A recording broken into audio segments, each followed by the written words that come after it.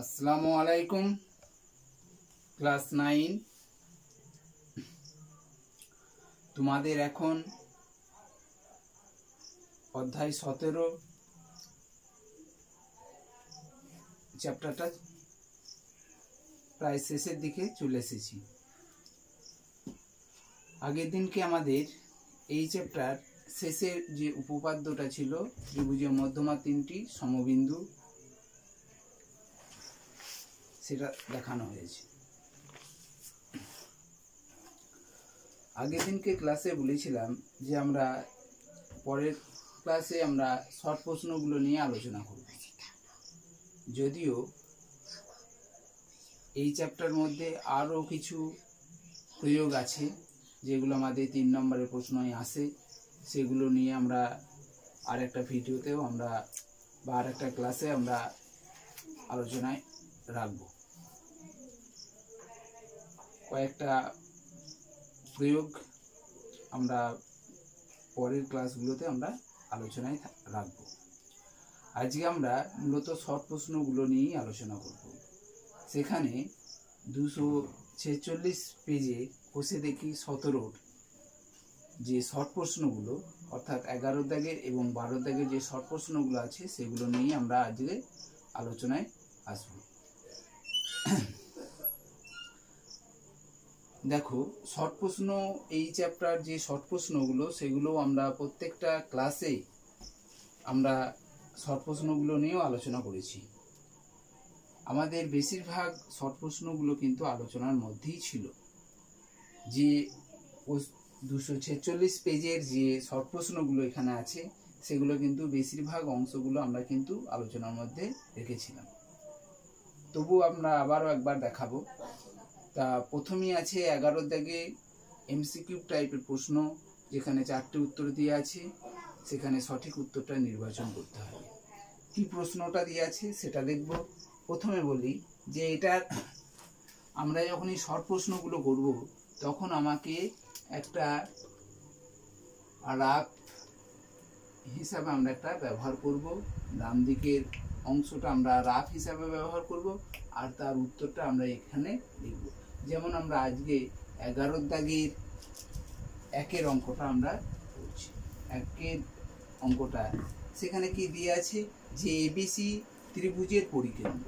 তাহলে এখানে একটা এবিসি ত্রিভুজ, সেই ত্রিভুজের পরিকেন্দ্র,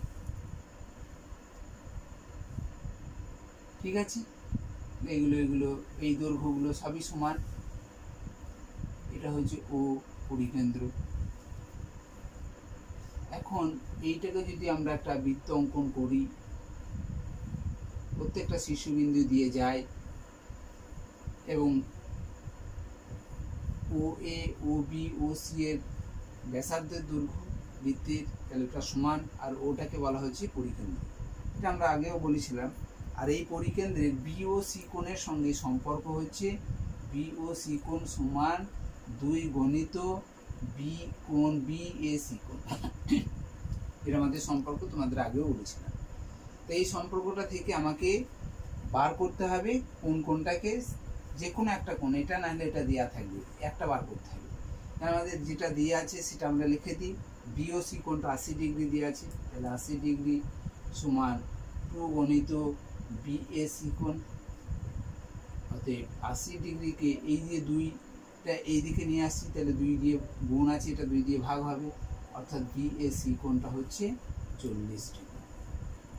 অতএব বি এ সি কোণটা হচ্ছে 40 ডিগ্রি, ঠিক আছে। তাহলে 1 নম্বর উত্তরটা হচ্ছে 40 ডিগ্রি। দেখা যায় কোথায় আছে, ওটা এ দাগেই উত্তরটা আছে। 1-এর এ উত্তর 40 ডিগ্রি, ঠিক আছে। আমরা তাহলে 2-এর অঙ্কটার দিকে যাই।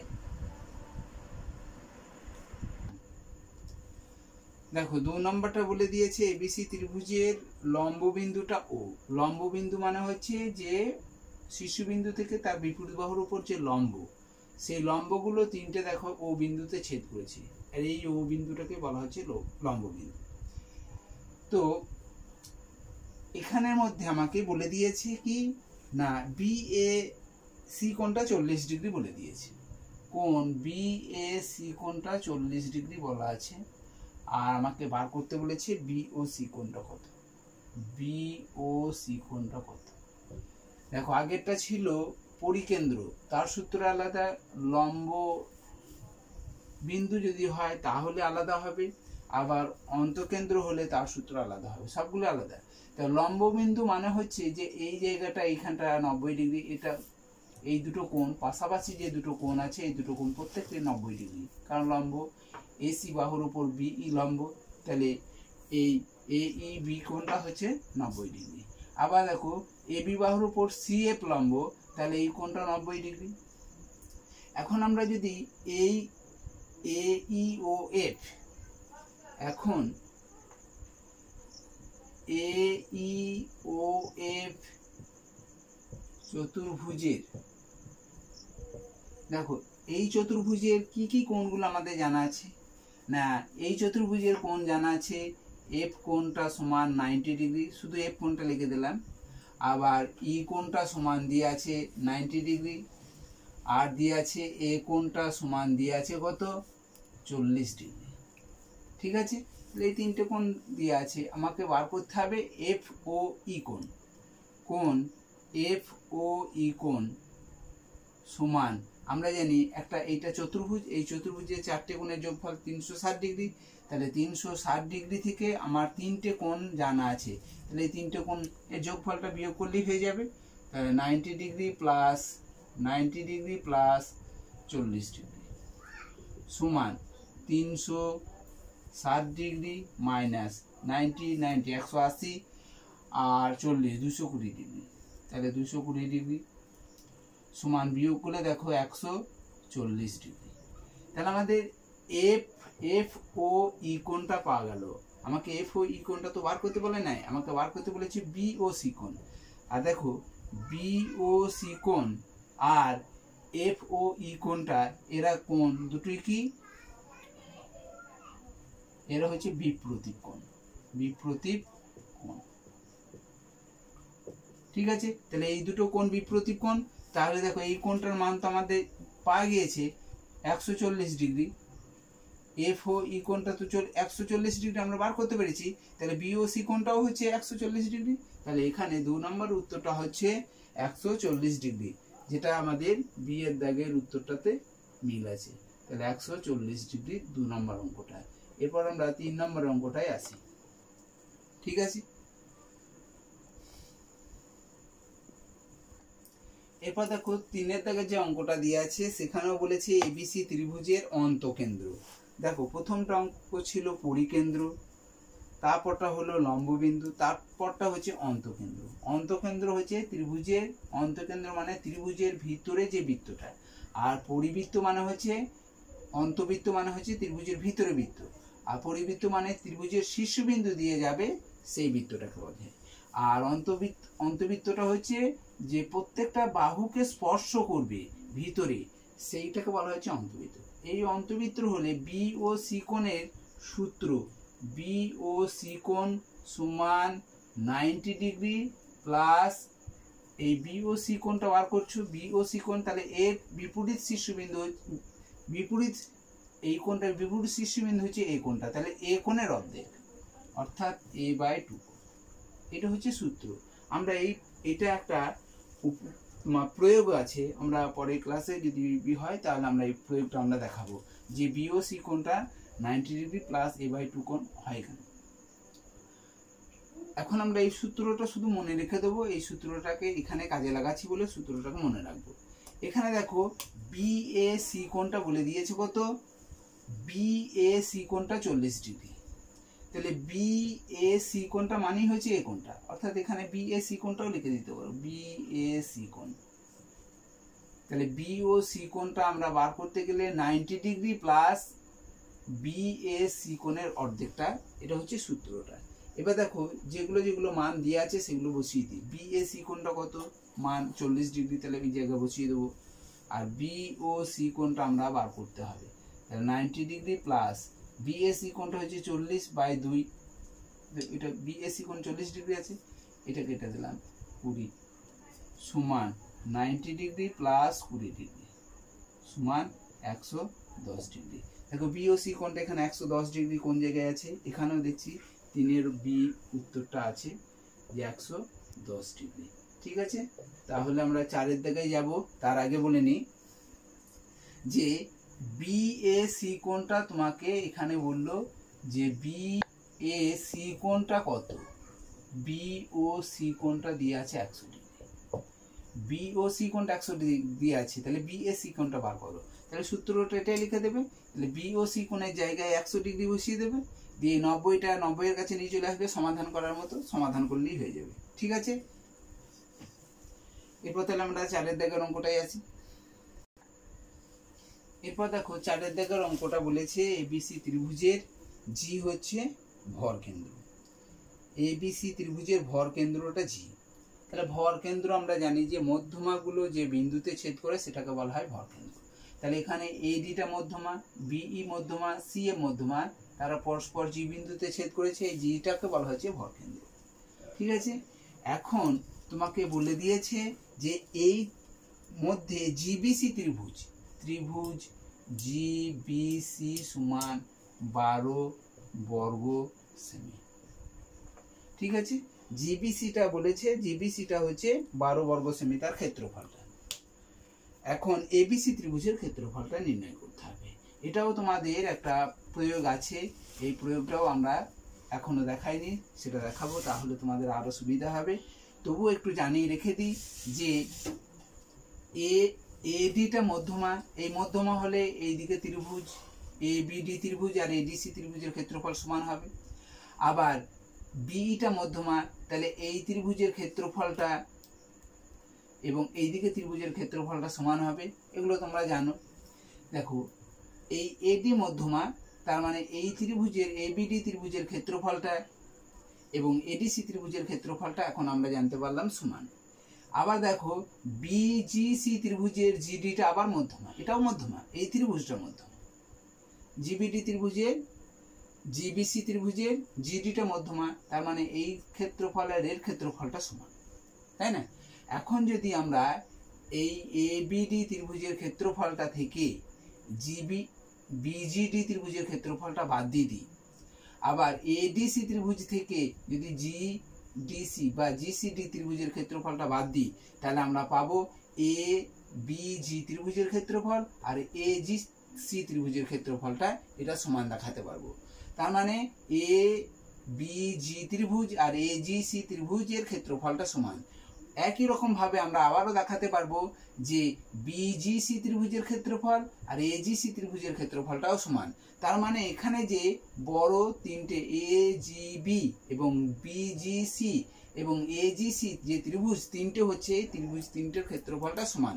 আর তিনটে ত্রিভুজের ক্ষেত্রফল নিয়েই তো টোটাল এবিসি ত্রিভুজের ক্ষেত্রফলটা হয়েছে।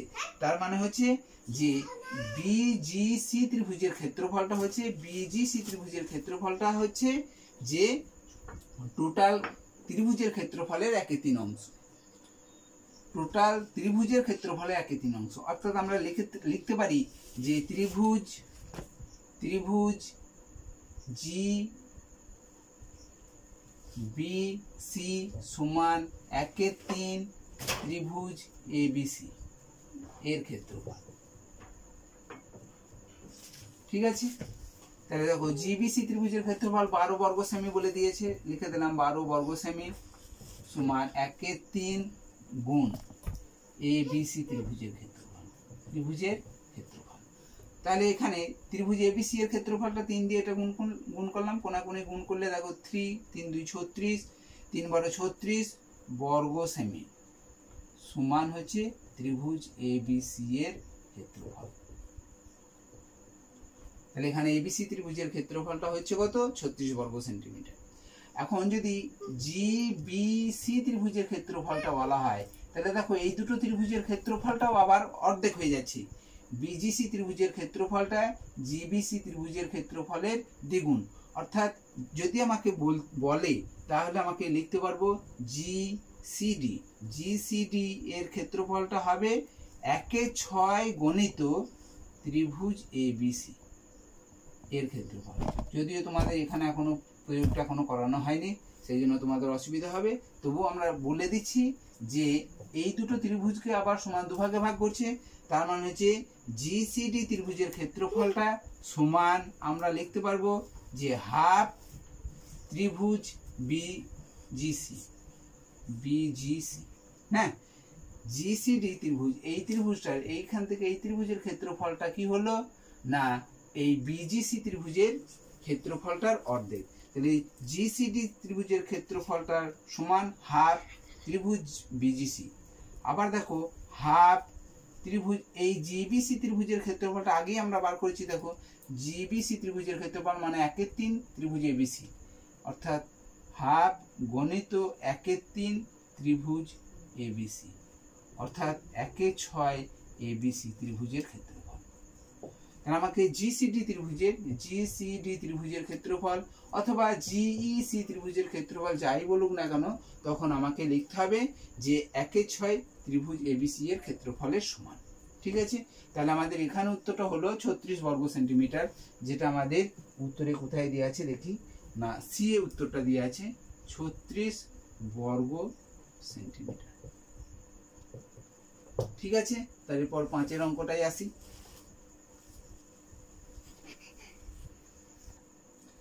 দেখো 5 নম্বরটা বলেছে যে এবিসি একটি সমকোণী ত্রিভুজ যার ব্যাসার্ধের দৈর্ঘ্য 5 সেন্টিমিটার।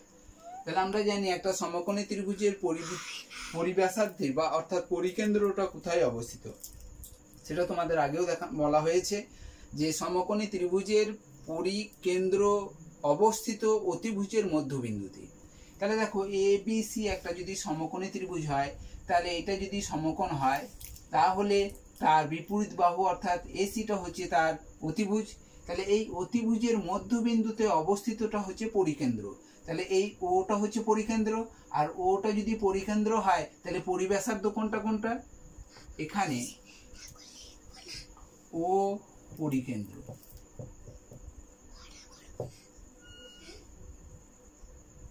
অতএব পরিব্যাসার্ধ কত হবে, পরিব্যাসার্ধ কোনটা, পরিব্যাসার্ধ এখানে পরিব্যাসার্ধ বলতে কোনটাকে বোঝাচ্ছে না এই ও কে কেন্দ্র করে যে বৃত্তটা অঙ্কন করলাম, সেই বৃত্তটা দেখো ত্রিভুজের প্রত্যেকটা শীর্ষবিন্দু দিয়ে যাচ্ছে, তার মানে ও এ পরিবৃত্তের ব্যাসার্ধ। তাহলে ও এ, শুধু ও এ আরও আছে ও সি এবং ও বি, প্রত্যেকটাই দেখো পরিবৃত্তের ব্যাসার্ধ। তাহলে ও এটাও পরিবৃত্তের ব্যাসার্ধ, ও বিটা পরিবৃত্তের ব্যাসার্ধ, ও সিটাও হচ্ছে পরিবৃত্তের ব্যাসার্ধ, যার দৈর্ঘ্যটা কত 5 সেন্টিমিটার। ঠিক আছে, তাহলে ও এর দৈর্ঘ্যটা 5 সেন্টিমিটার, ও সি দৈর্ঘ্যটাও 5 সেন্টিমিটার। অতএব অতিভুজের দৈর্ঘ্য কত হবে, অতিভুজের দৈর্ঘ্য এখানে কোনটা অতিভুজ, এসি। তাহলে এসি সমান আমরা লিখতে পারি যে এও প্লাস ওসি। এসি মানে তো এও প্লাস ওসি, আর প্রত্যেকটা এও ওসি দৈর্ঘ্য তো 5 সেন্টিমিটার করে, তাহলে 5 + 5 সমান 10 সেন্টিমিটার। অর্থাৎ অতিভুজের দৈর্ঘ্যটা হচ্ছে 10 সেন্টিমিটার। এখানে উত্তরটা দিয়ে আছে বি এর দাগে, অর্থাৎ বি এর দাগে উত্তরটা হবে 10 সেন্টিমিটার। ঠিক আছে, তাহলে আমাদের এমসিকিউ প্রশ্নের উত্তর। হ্যাঁ বেশ, দেখো তাহলে আমাদের আবার একবার এই অঙ্কটা আরেকবার বলে দিচ্ছি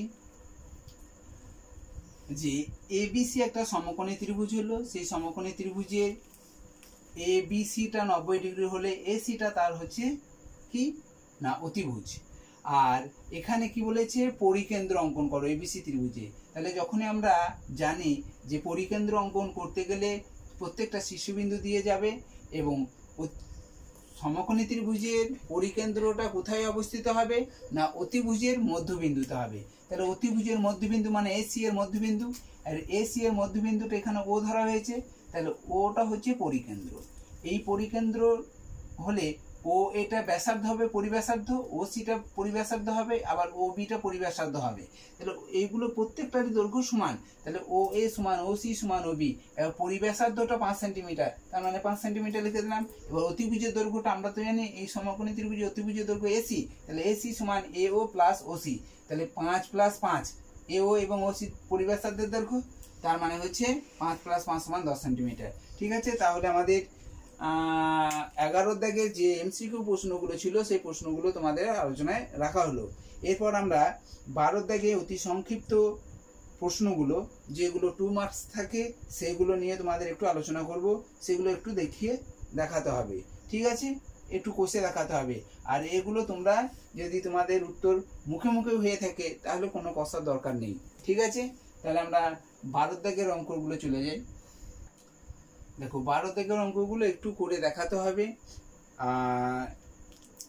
12 দাগে একের অঙ্কটা কি আছে, একটি ত্রিভুজের বাহুগুলো দৈর্ঘ্য দেওয়া আছে, এই বাহুগুলো দৈর্ঘ্য দেওয়া আছে, ত্রিভুজের পরিকেন্দ্রটি ত্রিভুজের কোথায় অবস্থিত সেটা লিখতে বলেছি। দেখো আমরা প্রথম দিনে যেটা আমরা তোমাদের ক্লাসে বলেছিলাম যে পরিকেন্দ্র কোথায় অবস্থিত হবে তা নির্ভর করবে ত্রিভুজটির প্রকৃতির উপর। যেমন ত্রিভুজটি যদি সমকোণী হয় তাহলে তোমরা তো বুঝতেই পারছো যে অতিভুজের মধ্যবিন্দুতে হবে, আর ত্রিভুজটি যদি সূক্ষ্মকোণী ত্রিভুজ হয়ে থাকে তাহলে ত্রিভুজটির দেখা যাবে তার পরিকেন্দ্রটি ত্রিভুজের একেবারে মধ্যে বলছি ত্রিভুজের ভিতরে হবে, এবং যদি স্থূলকোণী ত্রিভুজ হয় তাহলে তার পরিকেন্দ্রটি ত্রিভুজের কোথায় হবে না ত্রিভুজের বাইরে অবস্থিত হবে, ঠিক আছে। তাহলে আমাদেরকে এখন 3টে বাহুর দৈর্ঘ্য দেওয়া আছে, কিভাবে বুঝবো এটা কি ধরনের ত্রিভুজ। দেখো 3টে বাহুর দৈর্ঘ্য কি কি দেওয়া আছে, একটা 6, একটা 8, একটা 10, এই 3টে বাহুর দৈর্ঘ্য দেওয়া আছে ত্রিভুজের। তা আমরা পিথাগোরাসের যে উপপাদ্যটা সেটা তোমাদের অনেক আগেই শেখানো হয়েছিল, যে অতিভুজের উপর বর্গক্ষেত্রের ক্ষেত্রফল এবং অপর দুটো বাহুর বর্গক্ষেত্রের ক্ষেত্রফলের সমষ্টি সমান হলে তারা কি হবে, সমকোণী ত্রিভুজ উৎপন্ন হবে। অর্থাৎ এখানে সব থেকে বড় বাহুর দৈর্ঘ্যটার বর্গ করে নাও, আর অপর দুটো ছোট বাহুর বর্গের সমষ্টি যদি দেখো তোমরা সমান, তাহলে সেটা হচ্ছে সমকোণী ত্রিভুজ উৎপন্ন হয়ে যাবে, ঠিক আছে। তাহলে 110 স্কোয়ার মানে হচ্ছে 100, 6 স্কোয়ার মানে হচ্ছে 36, 8 স্কোয়ার হচ্ছে 64। দেখো এখানেও যোগ করলে আমরা এই 36 আর 64 যোগ করে 100 পাচ্ছি। তাহলে এখানেও 100, এখানেও 100, তার মানে কি এটা একটা সমকোণী ত্রিভুজের বাহু 3টের দৈর্ঘ্য, অর্থাৎ 6 সেমি, 8 সেমি এবং 10 সেমি বাহু দিয়ে আমরা একটা সমকোণী ত্রিভুজ উৎপন্ন করতে পারবো। আর সমকোণী ত্রিভুজ এই সূত্রটা মেনে চলছে কিনা দেখে নেবে, তাহলে দেখবে সেটা যদি মেনে চলে তাহলে সমকোণী ত্রিভুজ।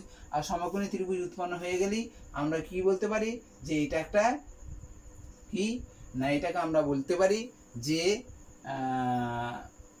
একটা সমকোণী ত্রিভুজ, এবং এই সমকোণী ত্রিভুজের সবথেকে বড় বাহুটি দৈর্ঘ্যটা হচ্ছে অতিভুজ।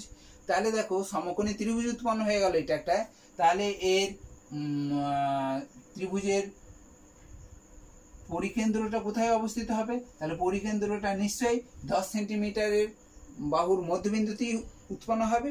এখানে চেয়েছে যে ত্রিভুজের পরিকেন্দ্র ত্রিভুজাকার ক্ষেত্রের কোথায় অবস্থিত, তাহলে ত্রিভুজের এখানে ত্রিভুজের পরিকেন্দ্র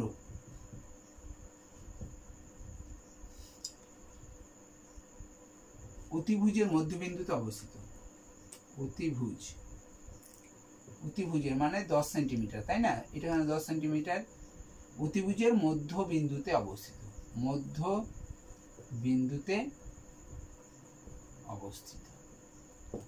ঠিক আছে।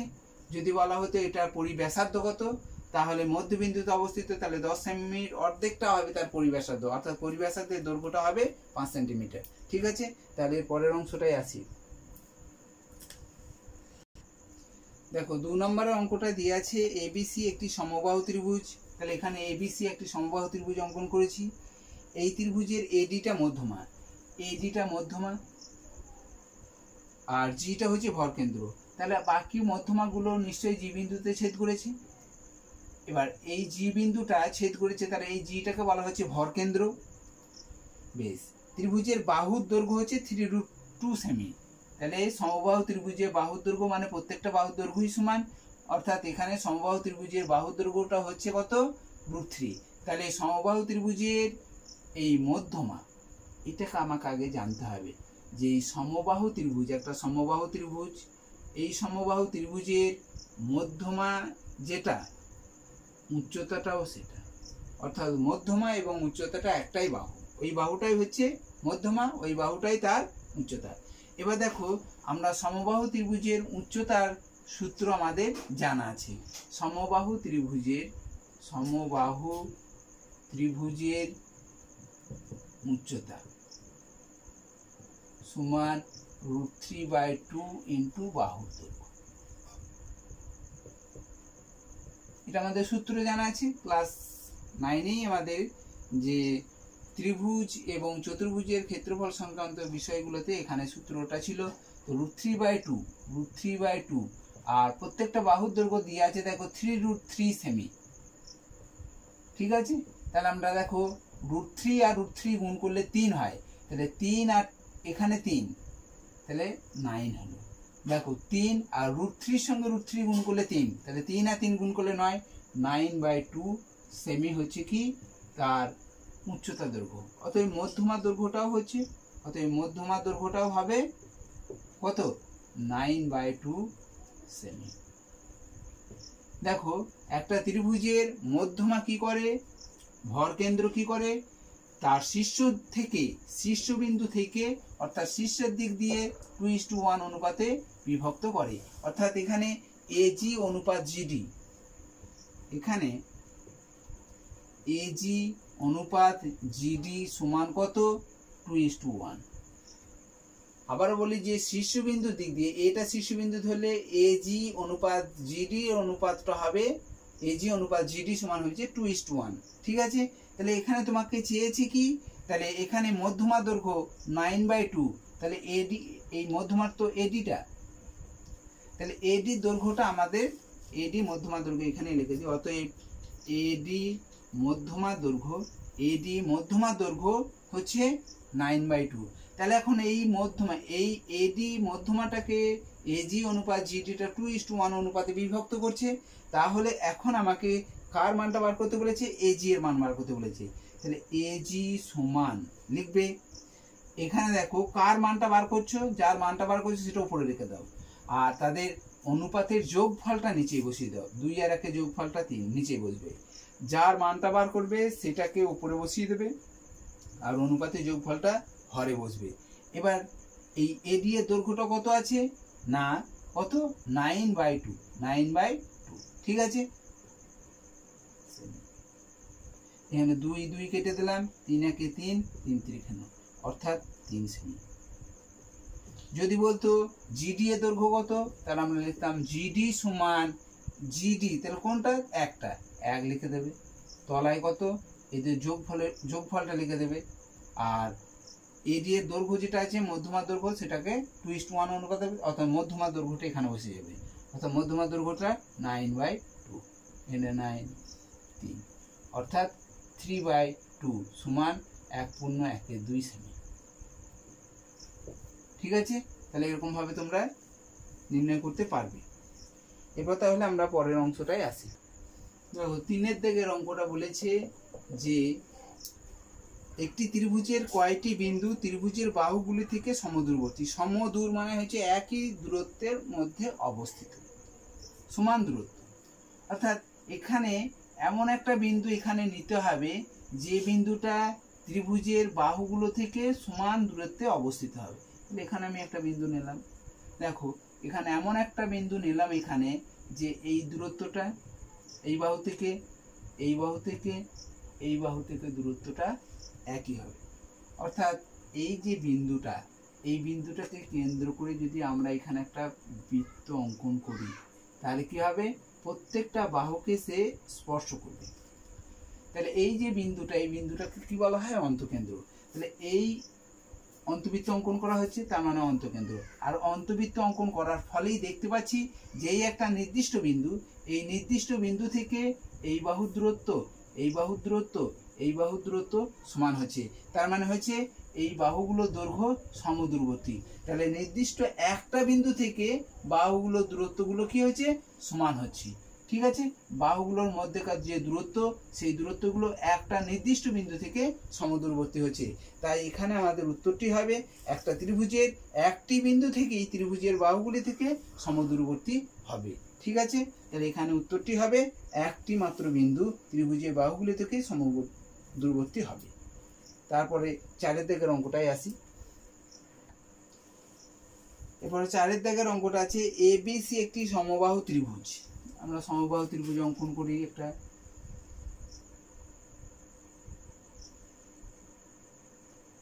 এ বি সি ত্রিভুজের সমবাহু ত্রিভুজ। এর পাদ ত্রিভুজ হচ্ছে ডিইএফ। এই পাদ ত্রিভুজটা কি না, এই ত্রিভুজের তোমার লম্ব গুলো অঙ্কন করো। এখানে একটা লম্ব হলো, সমবাহু ত্রিভুজ একবার মধ্যবিন্দুতেই হবে আর কি লম্ব হলো।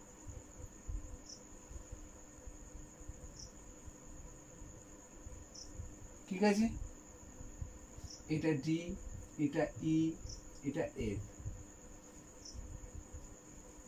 এই এডিটা হচ্ছে এর উচ্চতা, এইটা এডি বিসি এর উপর লম্ব, এবং এটাই এর মধ্যমা, এটাই তার এটাকে বলা হচ্ছে একটা সমবাহু ত্রিভুজের। একটা শর্ট প্রশ্ন বলি, একটা সমবাহু ত্রিভুজের এটাকে বলা হচ্ছে পরিকেন্দ্র, এটাই তার অন্তকেন্দ্র, এটাই তার ভর কেন্দ্র, এটাই তার লম্ববিন্দু। এতগুলো জিনিস হচ্ছে একটা সমবাহু ত্রিভুজের, সবগুলো একটাই নির্দিষ্ট বিন্দু। ঠিক আছে, এরপর আমাদেরকে যেটা বলতে চাইছি যে পাদ ত্রিভুজ কোনগুলো। যে এবিসি একটা ত্রিভুজ, যে ত্রিভুজের উচ্চতাগুলো, এটা একটা উচ্চতায়, এটা একটা উচ্চতায়, এটা একটা উচ্চতায়, এই উচ্চতার যে বিন্দুগুলো আছে সেই শীর্ষবিন্দুগুলো আমরা যদি যোগ করি তাহলে দেখতে পাবো যে একটা ত্রিভুজ পেয়ে যাচ্ছি। দেখো ডিইএফ একটা ত্রিভুজ পেয়ে যাচ্ছি। এবিসি ত্রিভুজ থেকে এখন আমরা এই শীর্ষবিন্দুগুলো যোগ করে দিলাম। এটা হচ্ছে কি, এটা হচ্ছে একটা লম্ব। এই বিসি বাহুর উপর ডি বিন্দুতে ছেদ করেছে, এই ডি লম্বটা।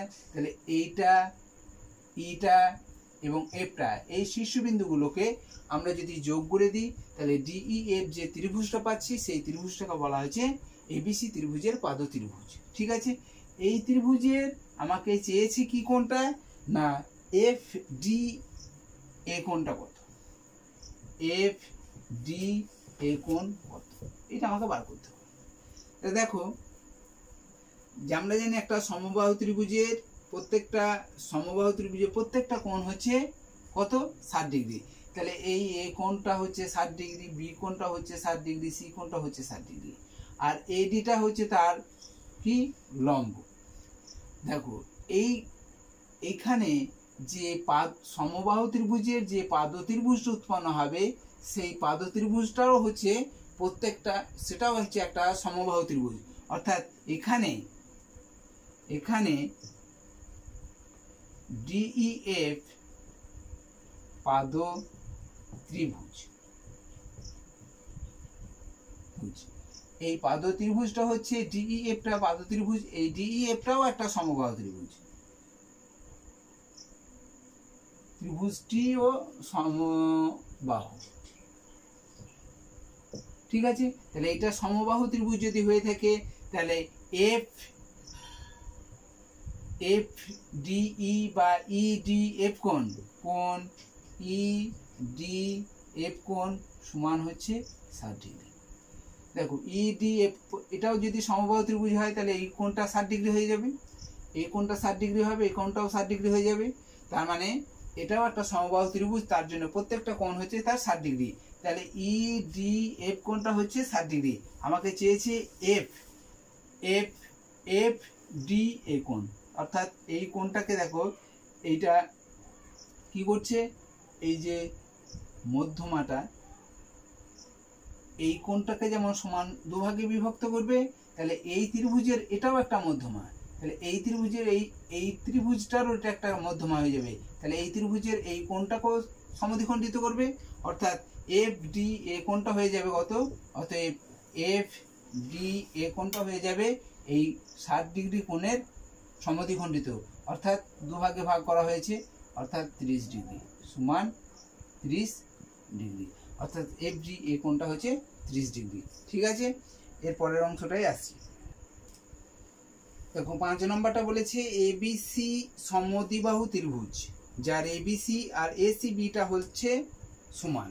দেখো আমরা একটা এবিসি একটা সমদ্বিবাহু ত্রিভুজ অঙ্কন করেছি, আমরা অঙ্কনটা করে নিয়েছি, এখানে কিন্তু একটা সমকোণ উৎপন্ন করে নিয়েছি, কিন্তু এটা তো আমরা জানি না যে সমকোণ।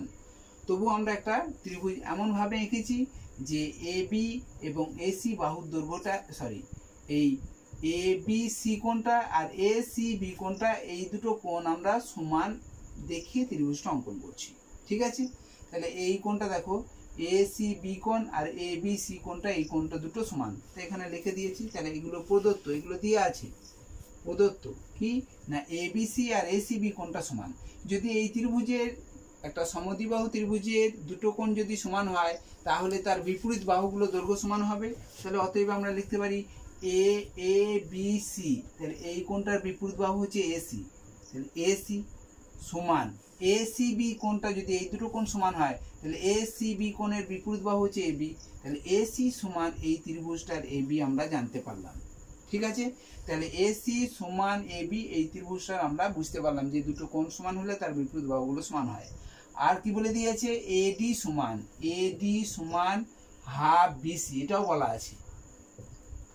আর এ বি সমান √2, তাহলে এ বি সমান √2 হলে এসি সমানও √2, তাহলে এটার দৈর্ঘ্য হচ্ছে √2, এটার দৈর্ঘ্যটা হচ্ছে √2। ঠিক আছে, আর এডিটা বিসি এর অর্ধেক, এডিটা বিসি এর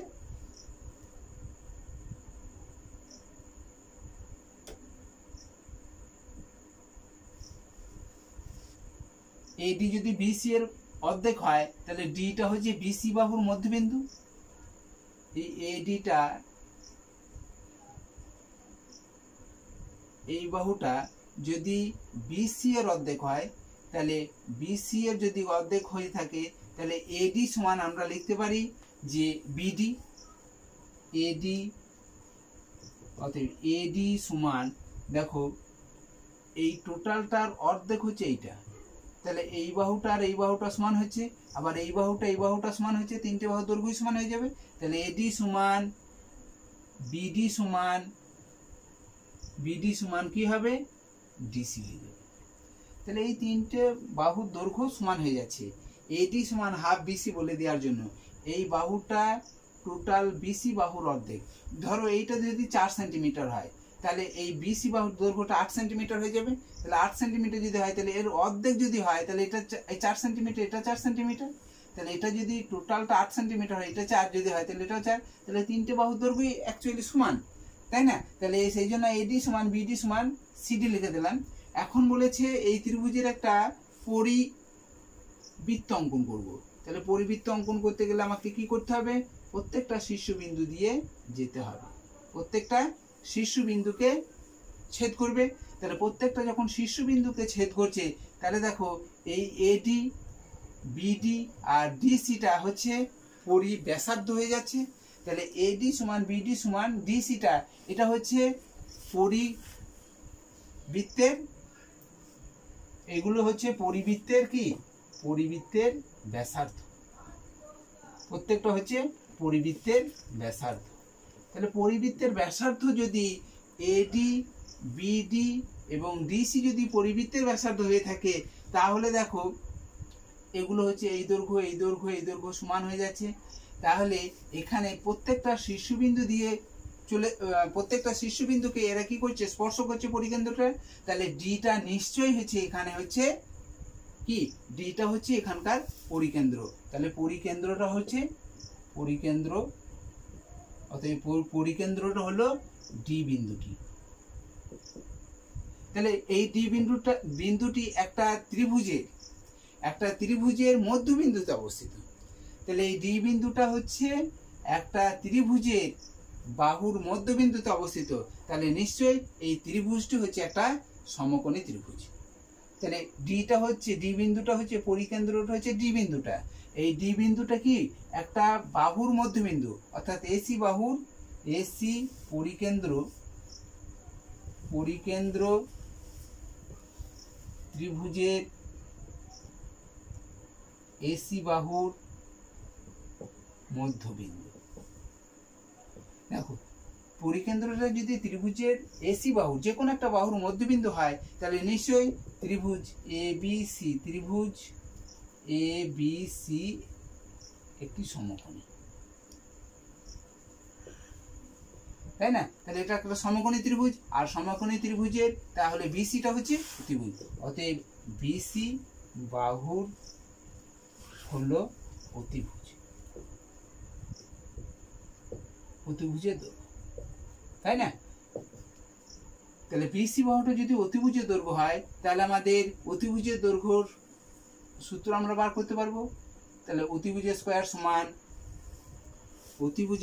সমান দেখো লম্ব স্কয়ার প্লাস ভূমি স্কয়ার। এটা তো তোমরা সবাই জানো যে লম্ব স্কয়ার বলতে এখানে লম্ব বলতে এবিটা, তাহলে এবিটা হচ্ছে √2 তার স্কয়ার, আবার এসিটা হচ্ছে ভূমিটাও হচ্ছে √2 তার স্কয়ার, সমান কত হবে √2 স্কয়ার মানে হচ্ছে 2 প্লাস এখানে √2 স্কয়ার মানে হচ্ছে 2 সমান হচ্ছে 4 সেন্টিমিটার। তাহলে অতিভুজের স্কয়ার সমান 4, তাহলে অতিভুজ সমান কত হবে?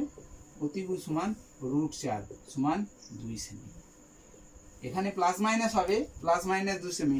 যেহেতু ঋণাত্মক দৈর্ঘ্য কখনো ঋণাত্মক হতে পারে না, সেই জন্য আমরা একবারে প্লাস ধনাত্মক মানটাই বসিয়ে দিলাম। এখানে অ্যাকচুয়ালি প্লাস মাইনাস √2টা সঠিক, প্লাস মাইনাস √2, তাহলে অতিভুজের দৈর্ঘ্য প্লাস মাইনাস √2 হতে পারে। কিন্তু দেখো অতিভুজের দৈর্ঘ্য কখনো ঋণাত্মক হতে পারে না, সেই জন্য আমরা ধনাত্মকটা লিখে বসালাম। তাহলে অতিভুজের দৈর্ঘ্য যদি 2 সেমি হয় তাহলে পরিকেন্দ্র ব্যাসার্ধ কত? পরিবৃত্তের ব্যাসার্ধ। অতএব